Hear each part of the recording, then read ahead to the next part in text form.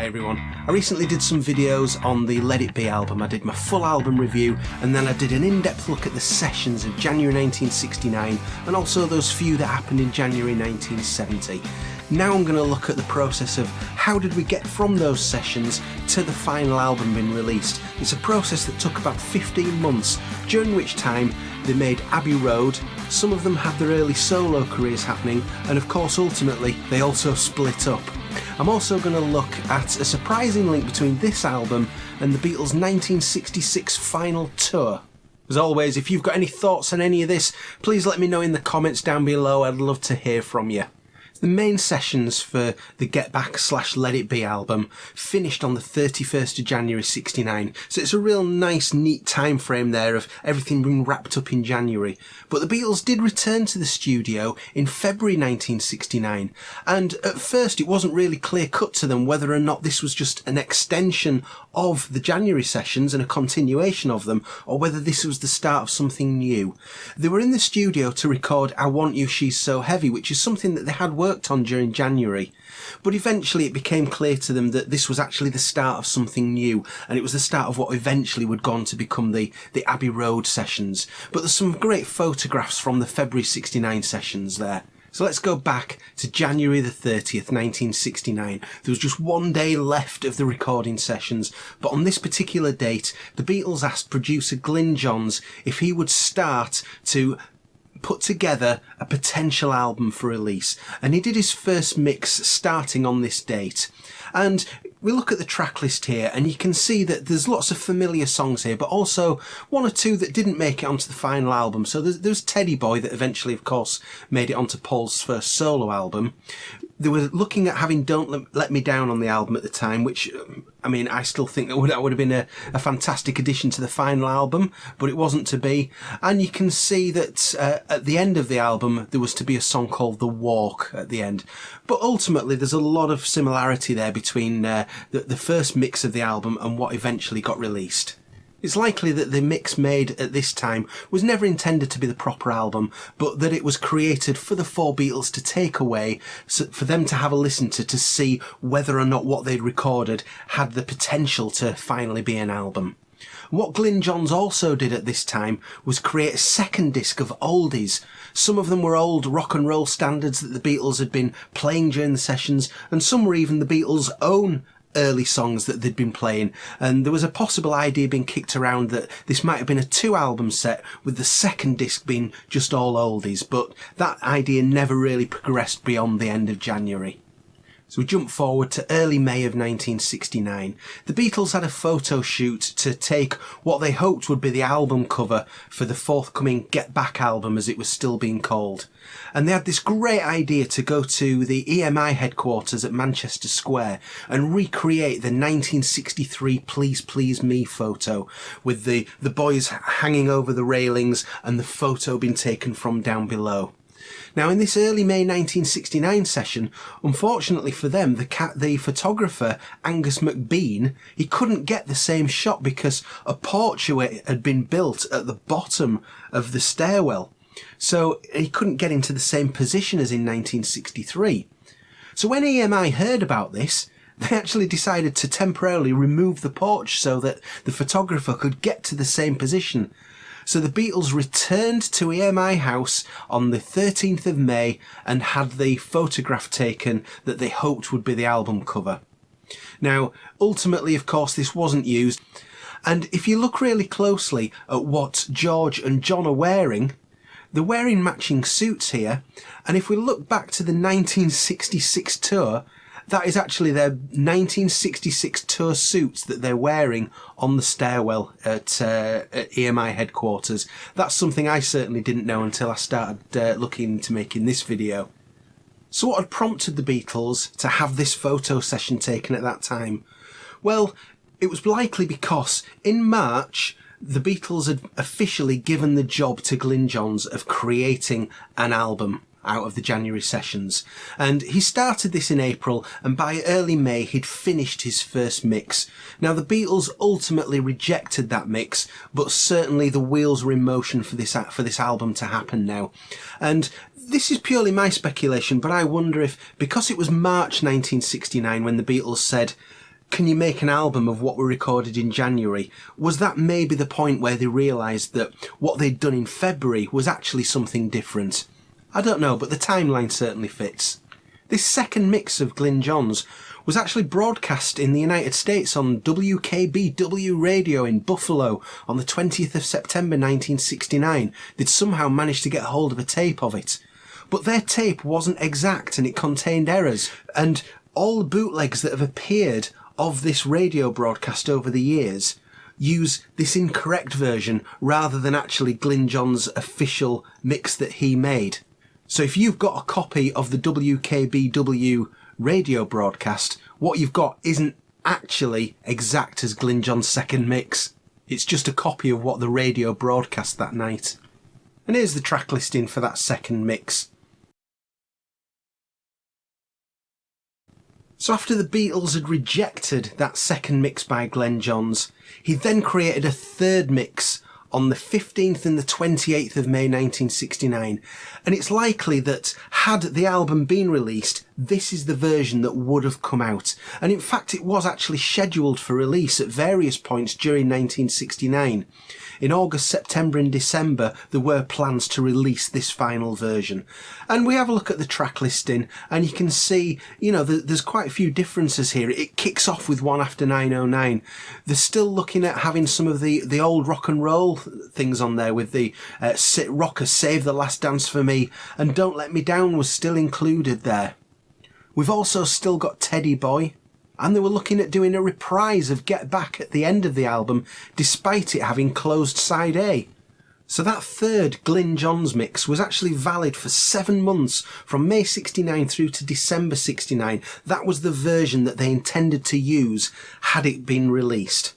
But in December 1969, an awful lot of work had been done on the movie that was going to be released in 1970, and it became clear that the album didn't really match the film. Most notably, the film was going to feature George's I'm in Mine, and it was also going to feature John's Across the Universe. Although I mentioned about the US radio station that had broadcast in September 69, they'd included Across the Universe as part of their radio broadcast. It wasn't actually on the Glyn Johns mix at the time. But they realised that they needed to have those two songs on the album. So Glyn Johns arranged for sessions to be set up in early January 1970. Now, I talk at length about those sessions in my sessions video, which if you've not seen yet, please feel free to have a look at that. At the end of this video, there'll be a link. But he did a brand new mix of Across the Universe using the February 1968 recording of the song, and also arranged this session for January 1970 to record a proper version of George's I'm in Mine.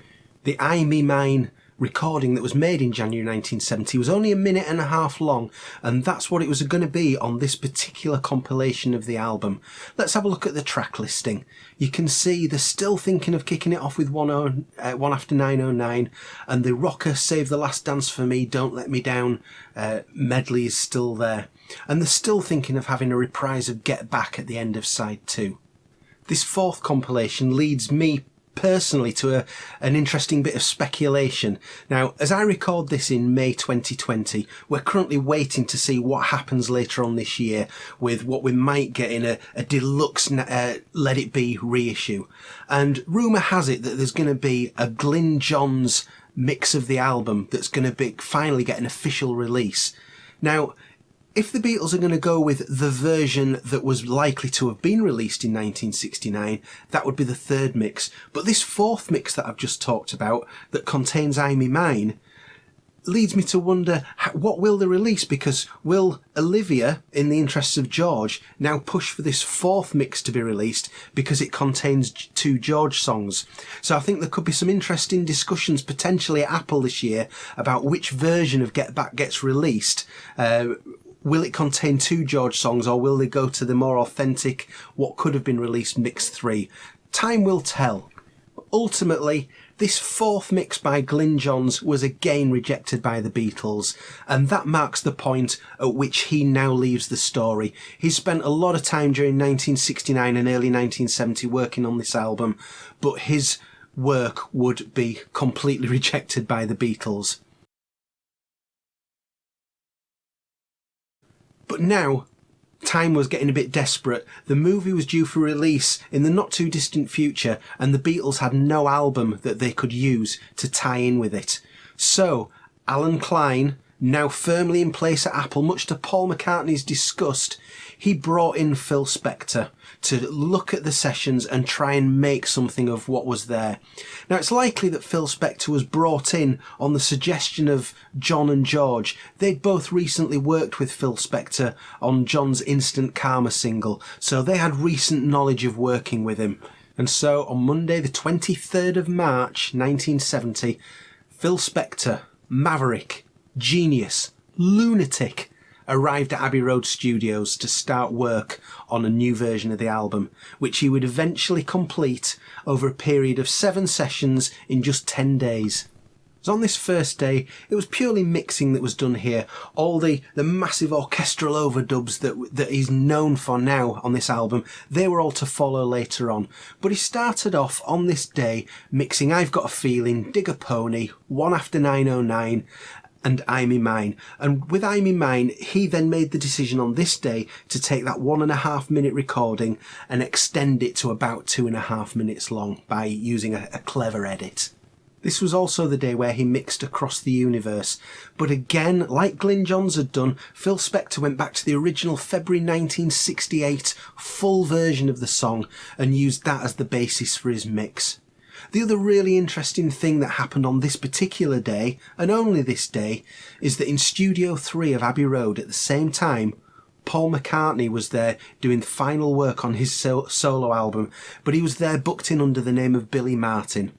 Now, Paul McCartney almost certainly had no idea that Phil Spector was in the building at this point, and he certainly didn't know that Phil had been brought in to work on these January 1969 Beatles recordings.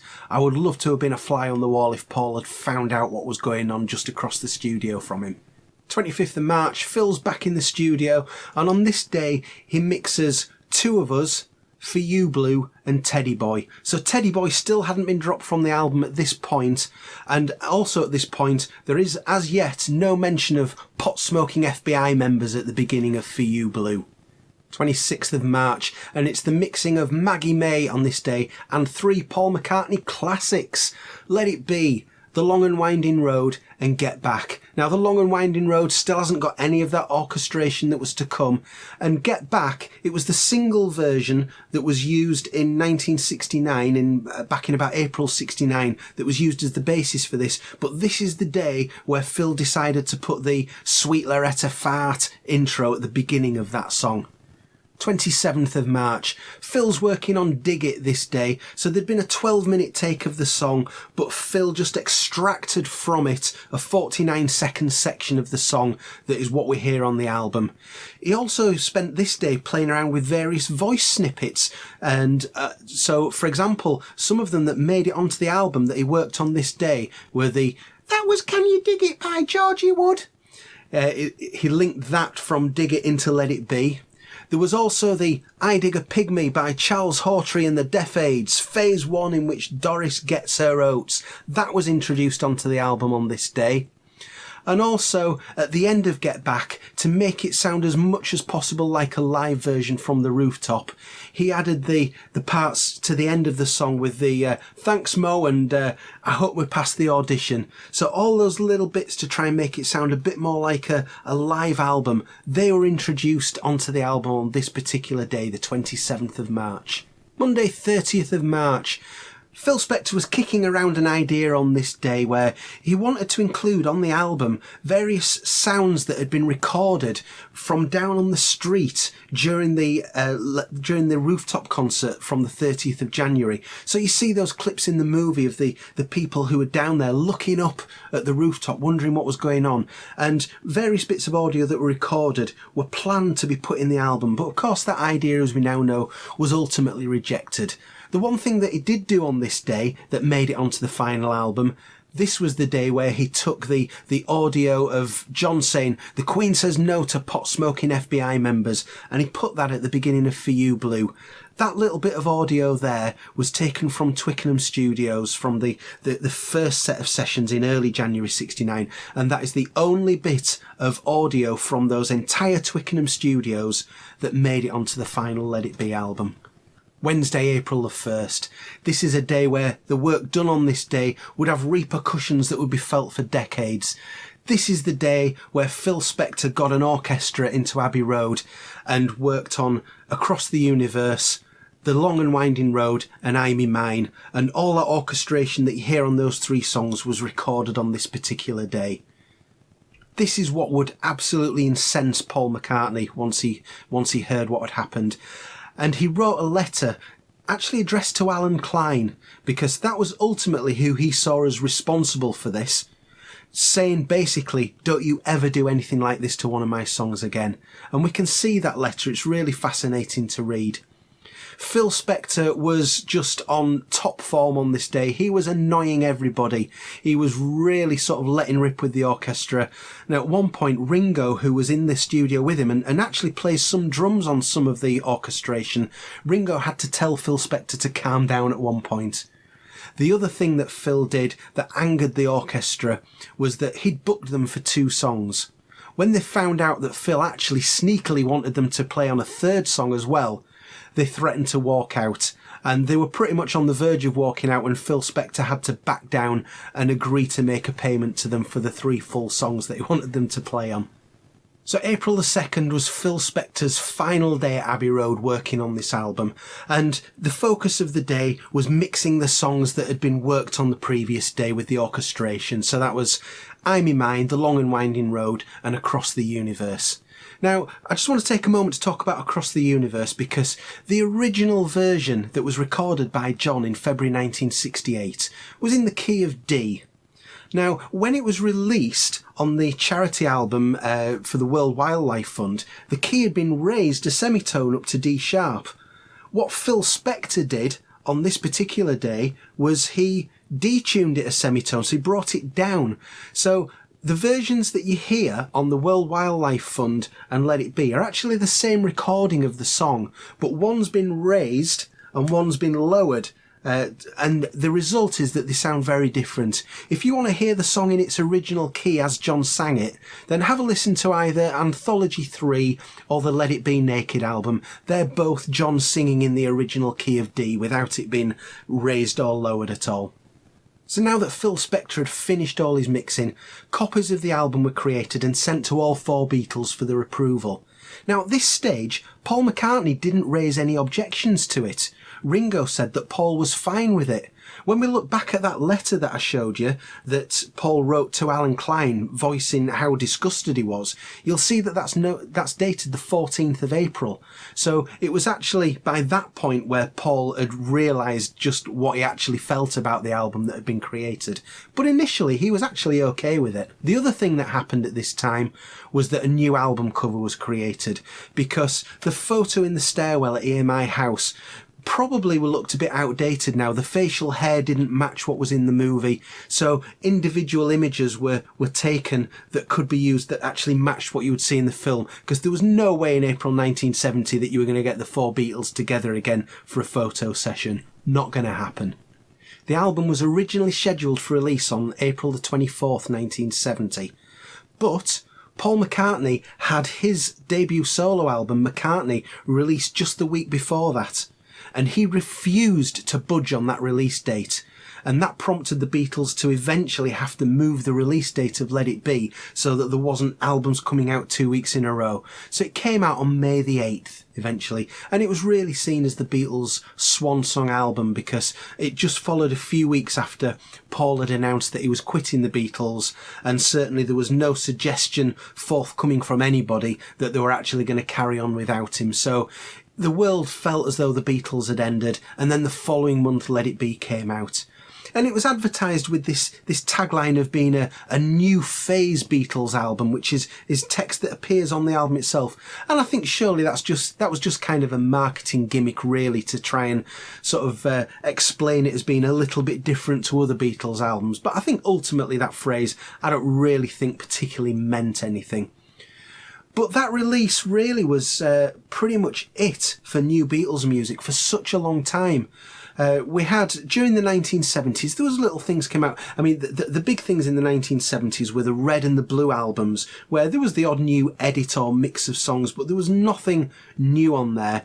There was the Hollywood Bowl album in the late 1970s, which was new material, but really for sort of 24 years until the Beatles brought out Live at the BBC, Let It Be was the last sort of major release by the band. So it really was sort of seen as the end until they started this sort of modern phase now of semi-regular releases with Live at the BBC and the incredible anthology that followed in 1995 and 96. So one of these semi-regular releases was in 2003 when Let It Be Naked came out, and this was seen very much as a Paul McCartney project designed to show the Let It Be album as probably as he more intended it, as the getting back to basics approach. So gone is all the Phil Spector orchestration, and it's just the Beatles in the room and Billy Preston as was happening at the time. For the track list, they got rid of Maggie May and Dig It, and they replaced it with John's Don't Let Me Down. So it was 2 John songs out, but one surely far superior John song in its place. And it's also really worth noting that George Harrison gave his okay for this project before he died.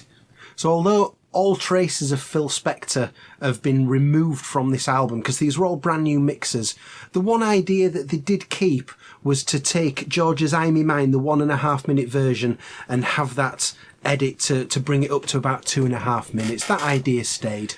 So here we are in May 2020, and you know, this could be an exciting few months as far as fans of Let It Be are concerned.